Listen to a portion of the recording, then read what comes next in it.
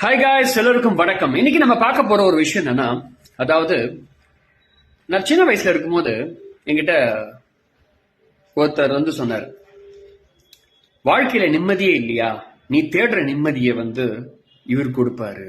யார் கொடுப்பாரு? அவர் கொடுப்பாரு. இல்ல இவர் கொடுப்பாரு. நீ தேடுற நிம்மதியை இயேசு கொடுக்கிறாரு அப்படின்னு சொல்லுவாங்க. சமாதானத்தை கொடுக்கிறாரு அப்படின்னுவாங்க.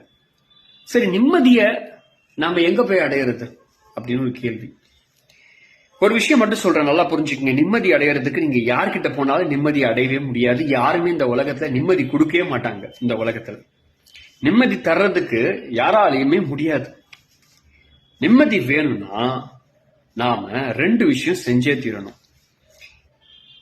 இன்னைக்கு இருக்க காலகட்டத்தில், அதாவது ஏழை எளிய மக்கள் மட்டும் இல்லாம மன ரீதியா குன்றியவர்களுக்கு, இந்த நிம்மதி இல்லாம கஷ்டப்படுறவங்களுக்கு யாரோ ஒருத்தவங்க ரிலிஜன் வைஸ்ல அதாவது இருக்கிற ரிலிஜனை விட்டு இன்னொரு ரிலிஜனுக்கு போனா நிம்மதி கிடைக்கும்னு நினைக்கிறாங்க. கிடையாது.